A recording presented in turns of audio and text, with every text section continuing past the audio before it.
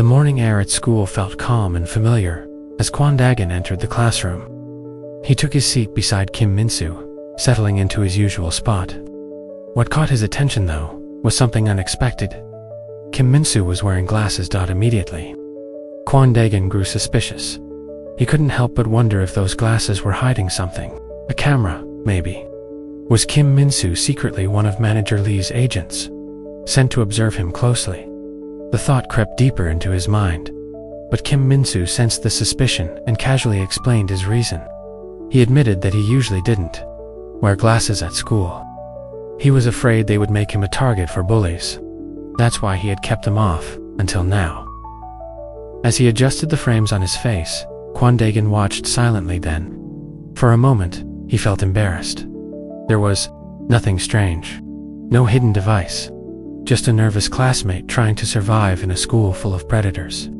His paranoia had made him read too far into something innocent.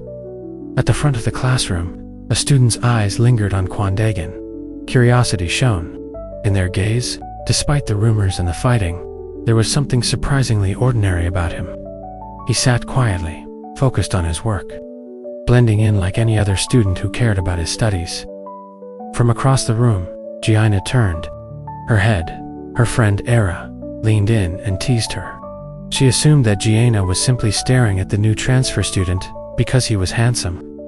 And while Gianna didn't argue, the truth was more complicated. Her curiosity ran deeper than appearances. When the final bell rang and the school day ended, Kwon Dagon left the building behind him. Gianna followed. It hadn't been a sudden decision. Earlier, she had spoken with Ara, and that conversation had changed everything. Ara, as it turned out, wasn't just observant. She was obsessed.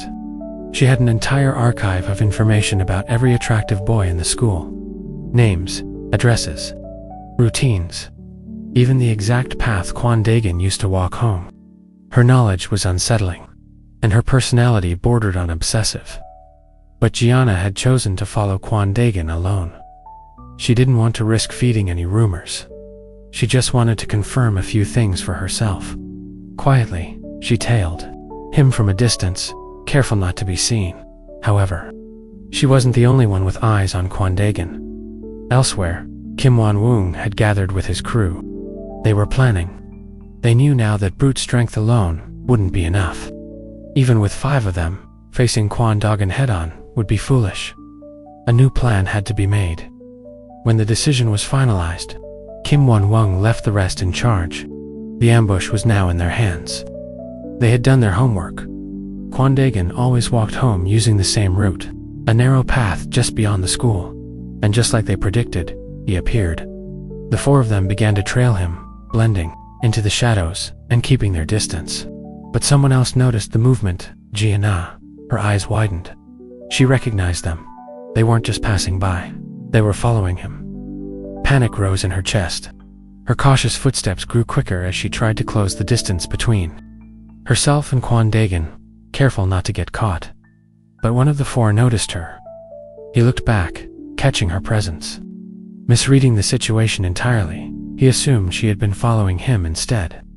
He approached her, amused and smug, assuming her interest was personal, as he spoke. Gianna's instincts took over. She sprayed water into his face, whether from a bottle or a small container she had with her hand, made enough of a scene to draw attention. The commotion broke the formation of the 4 boys, throwing their plan into disarray. At that moment, Kwon Dagon turned. He had sensed something strange behind him. Now, as he glanced back, he saw a girl, clearly distressed, surrounded by boys. Her expression showed a mixture of fear and desperation. She was nearly in tears, and Kwon Dagon understood instantly. There was trouble. The late afternoon air was heavy with tension as Kwon Dagon stood face to face with the 4 students who had been trailing him. They surrounded Gianna, their intimidation obvious, their intentions clear. Without hesitation, Kwon Dagon stepped between them and her, his expression calm but sharp with purpose. He acknowledged their presence, noting aloud that he was already busy and didn't have time to waste. Still, he proposed that, if they wanted to finish this, they should change locations. Somewhere quieter. Somewhere without an audience. He was aware they had been following him for a while. He knew this wasn't a coincidence. The four assailants exchanged glances. They were confident. 4 against 1. Their numbers gave them the illusion of strength. So, without protest, they followed him elsewhere, down a narrow alleyway not far from the confrontation.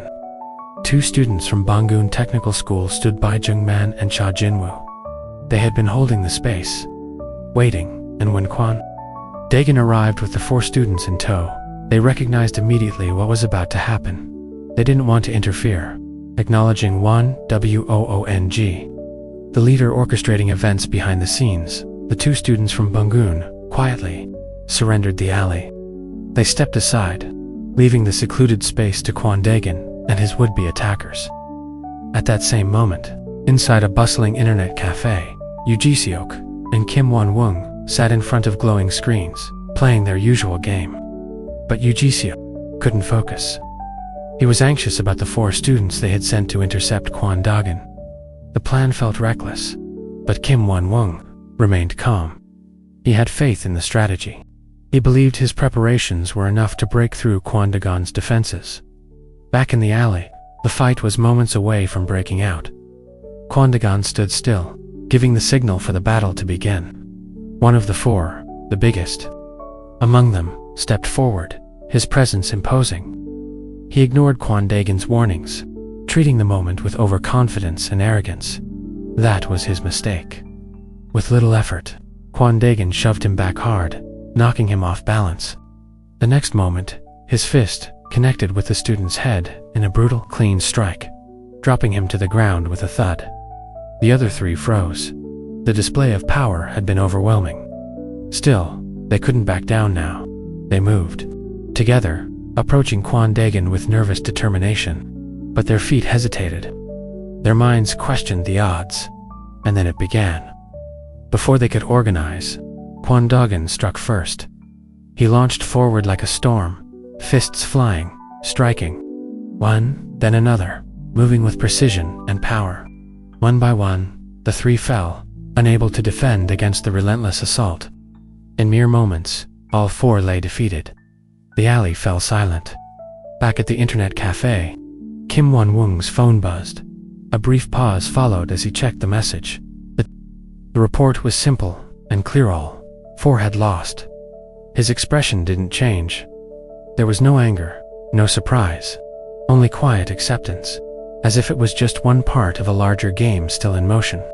Inside a vast, empty void that existed only within the fractured mind of the defeated student, panic reigned. The large boy who had first charged toward Kwon Dagon now found himself hallucinating, running endlessly through a blank white room. Behind him, in that haunting illusion, Kwon Dagon chased him without a word, his gaze locked and terrifying. The boy's legs trembled beneath him as he fled, knowing no escape. Eventually, like prey caught by a predator, he was overtaken, and then it was over. He blinked into reality, breathless and drenched in fear, only to find Kwon Dagon standing over him, shaking him back to consciousness. The haze of the illusion vanished, replaced by the cold truth of defeat. Kwon Dagon ordered the 4 boys to stand. Groggy and bruised, they obeyed, forming a line before him in silence. Without raising his voice, he demanded their phone numbers. One by one, they handed them over, to beaten, to protest. Finally, Kwon Dagon delivered his message clearly. Tomorrow, at school. Kim Won-woong was to meet him face to face. From a distance, hidden in the shadows, 2 other students watched the aftermath unfold. They were the same students from Bangun Technical School, quiet observers of this entire encounter. As Kwon Dagon walked away, they pulled out their phones and relayed the results directly to Kim Won-woong. Their message was straightforward. All 4 had lost. The news startled Kim Won-woong. Even though he already understood Kwon Dagon's strength, he hadn't anticipated this. The speed and decisiveness of the defeat caught him off guard. The next day arrived. Inside the classroom, Kwon Dagon waited patiently. The clock ticked through the hours: first period, second period, and into the third. Still, there was no sign of Kim Won-woong. Growing restless, Kwon Dagon stood and decided to confront the matter himself. he walked toward class 1 to 6, entering the room with his usual calm, calculated presence. Students glanced his way, some out of curiosity, others out of unease. Inside, he spotted a large boy Jinmo. Approaching him, Kwon Daegan asked where Kim Won-woon was, but Jinmo didn't recognize him at first. The glasses Kwon Daegan wore masked his features, and Jinmo was confused. Only after Kwon Daegan touched his arm did realization dawn. A visible change came over him as he recognized who stood before him. At that moment, Baek Suzy, known throughout the school as the Queen of Class 1 to 6, stepped forward. Her tone was sharp, her posture confident. She asked why Kwon Daegan had caused a disturbance in another class. Unmoved, Kwon Daegan responded coolly, brushing off her involvement. Suddenly, Baek Suzy raised her hand and slapped him across the face. The blow was loud and unexpected. His glasses fell to the floor, but Kwon Daegan did not retaliate. He remained composed, bending down slowly to retrieve his glasses. His only concern was whether they had been damaged. As he stood back up and adjusted them, Baek Suzy caught a full glimpse of his face without obstruction. Her breath hitched. For a moment her world paused. The boy she had just struck was, in her eyes, incredibly handsome. Before the atmosphere could settle, a sharp noise echoed from the back of the classroom. Jin Mo, still disoriented, was suddenly kicked from behind and then struck. The person responsible stepped forward. It was Kim Won-woon. Casually, but confidently, he introduced himself to Kwon Daegan, marking the beginning of a new confrontation. Inside the classroom, a charged silence filled the air as Kim Won-woon stood calmly, staring directly at Kwon Daegan, with a casual tone and no trace of intimidation. He asked whether Kwon Daegan had been looking for him, and if so, what business he had. There was no answer, at least not a verbal one. Without a moment's hesitation, Kwon Daegan raised his fist and drove it forward toward Kim Won-woon's face with full intent. It was a punch that carried no warning, only resolution. Kim Won-woon, realizing too late that he couldn't dodge, braced himself for impact, surrendering to the oncoming force.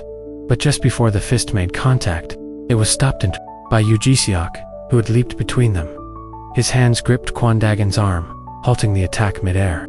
But even in that instant, Ji-seok's expression twisted with shock.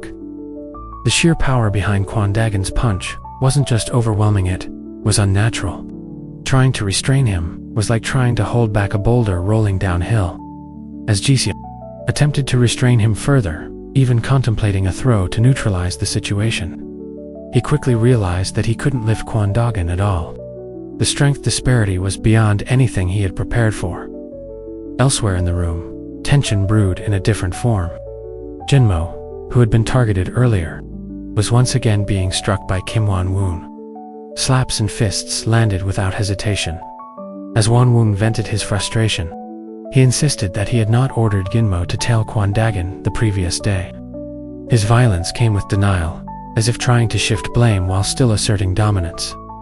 Back in his mind, Kwon Daegan pieced the events together. The puzzle pointed directly at Kim Won-woon. He knew this was the one behind the ambush from yesterday. But with no solid proof, no confession, and no witnesses willing to speak, Kwon Daegan chose not to press forward. For now, he turned away without a word and walked out of the classroom, leaving the others behind. Afterward, Yoo Ji-seok quietly approached Kim Won-woon, offering him advice. He suggested that Won-woon avoid handling this kind of problem with his own hands. The advice was not out of concern for others, but out of strategy. And Won-woon, considering the situation, agreed. He decided a different approach was needed. Back in class, Kwon Daegan sat at his desk, his mind churning. He pondered what strategy Kim Won-woon might resort to next. A direct confrontation had failed. Now the enemy would likely shift tactics and moves, unexpected counters. Outside the classroom, the consequences of failure played out harshly. The four boys who had previously been defeated by Kwon Daegan were lined up and beaten by Kim Won-woon himself. The punishment was brutal, and each of them was warned sternly. Soon after, a new plan was set in motion. Kim Won-woon made a phone call, this time to a student from Bangun, technical school. He didn't ask for advice. He asked for numbers. Reinforcements, bodies strong enough to overwhelm Kwon Daegan through sheer volume. The student from Bangun listened, but he did not accept immediately. He offered a condition in return for assistance. He wanted something. More specifically, he wanted someone. He demanded that Jiina, the girl who had been seen with Kwon Daegan and Won Wongs for subordinates, be brought along. The reasoning behind the request wasn't explained, but it was clear it held weight for him. Ginmo, who had been quiet through most of the meeting, raised an objection. He was visibly uncomfortable with the idea of involving a girl in their escalating conflict. It crossed a line even he was hesitant to blur. But his opinion was drowned out. Kim Won-woong had already made up his mind, and so, despite Jinmo's unease, the plan was confirmed. The next phase of the conflict was about to begin. Kim Won-woong believed the tides had turned in his favor. With his recent maneuvers set in motion, he now set his sights on controlling class 1 to 9. In his mind, that class was nothing more than a collection of overachieving bookworms, too absorbed in their studies to resist. Gaining dominance there, he thought, would be simple. But first, he needed to tie up loose ends. He summoned Ginmo and gave him a task: lure both Kwon Daegan and Jiina to a predetermined location. Ginmo began his approach carefully. He walked up to Kwon Daegan with a casual demeanor and attempted to coax him into coming along. Initially, Kwon Daegan declined, uninterested in whatever vague excuse Jinmo had. But Jinmo, undeterred, changed tactics. This time he offered to treat him to TTEOKBOKA. It worked. Kwon Daegan, believing Jinmo might have turned over a new leaf and harbored no ill intent, accepted the invitation. The prospect of free food, coupled with the assumption of good faith, lowered his guard. Next, Jinmo approached Jiina, extending the same invitation.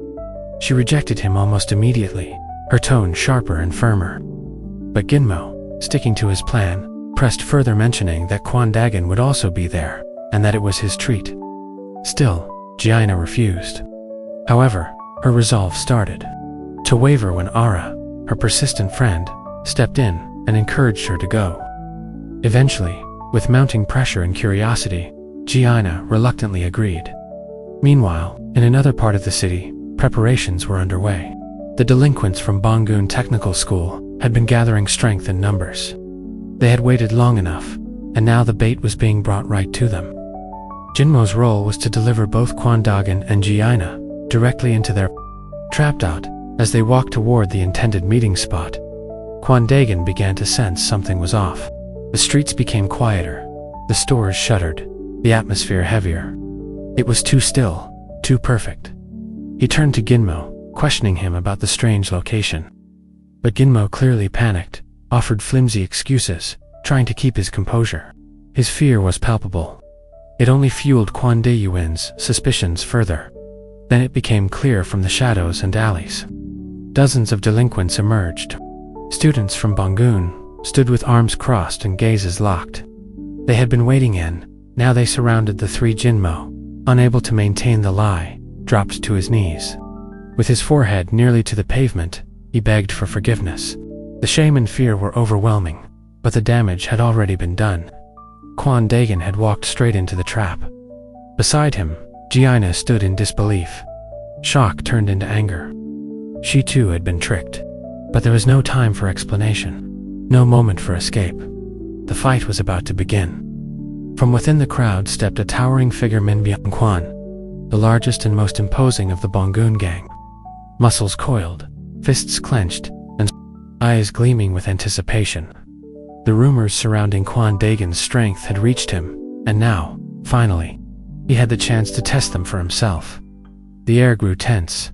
There would be no running, no more tricks, just a clash of power, brute, unfiltered, and inevitable.